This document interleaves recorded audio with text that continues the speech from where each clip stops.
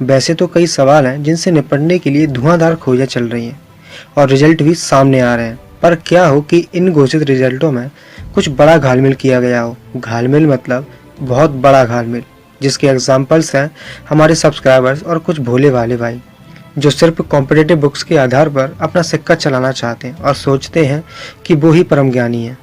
भारत के प्राचीन साहित्य और ऐतिहासिक ग्रंथों में कई काल्पनिक और मनगढ़ंत या फिर यूं कहें कि सोने और चांदी के नगरों का जीवंत वर्णन है, पर वास्तविक और ऐतिहासिक नगर हड़प्पा और मोहनजोदड़ो सिरे से गायब हैं। अब इसी का फायदा उठाते हुए तथाकथित धर्मगुरु इसे वैदिक सभ्यता बताते हैं तो कभी महाभारत से जोड़ते नहीं थकते, और इसी बीच हमारे भोले भाई लोग इनके धार्मिक जंजाल में फंस जाते हैं, पर कभी सवाल नहीं कर सकते क्योंकि धर्म का चश्मा जो लगा हुआ है। ऐसे सिंधु घाटी सभ्यता का क्षेत्र बहुत ही व्यापक था।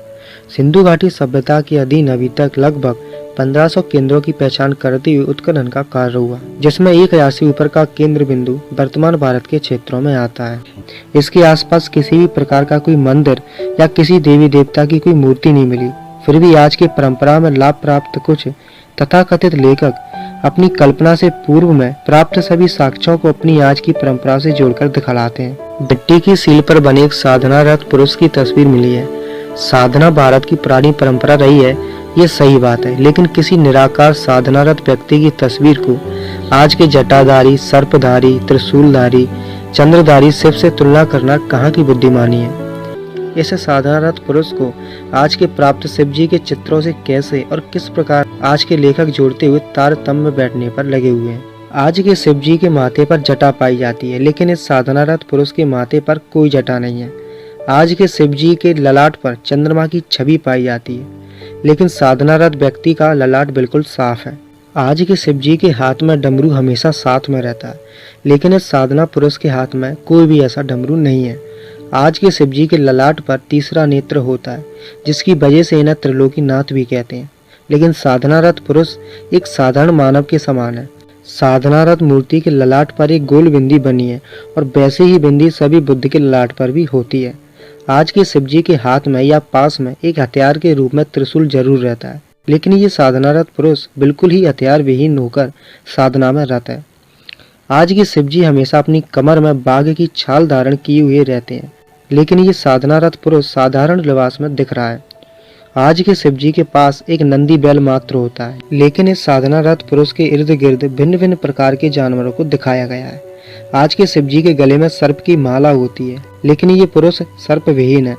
आज के शिव जी को कई चित्रों में 4, 6 या 8 हाथों में दिखाया जाता है, लेकिन ये साधनारत पुरुष सामान्य मनुष्य के शारीरिक बनावट वाली मुद्रा में है। सीलों पर प्राप्त चित्रों को गौर से देखिए, उससे उस काल में भी साधनारत पुरुष का प्रकृति प्रेम स्पष्ट रूप से दिखता है। प्राप्त चित्रों में जानवरों के सींग को अपनी शोभा हेतु सिर पर धारण किए हुए हैं।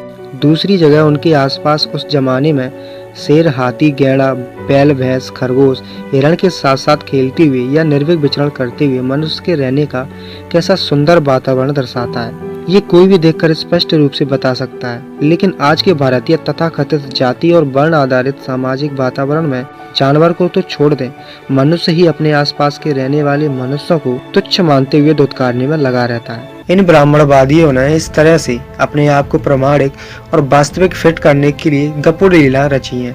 इनका इतिहास केवल और केवल कागजों पर ही मिलता है, जमीनी स्तर पर नहीं। मिलेगा भी कैसे, होगा तो मिलेगा ना। सोचिए कितना मानसिक हेर फेर किया गया है हम सबके साथ। इसलिए आप सभी को अपने ही लेखकों के साहित्य पढ़ने चाहिए, क्योंकि शिकारी के इतिहास में शिकारी के ही गुणगान होंगे, ना कि हिरण के।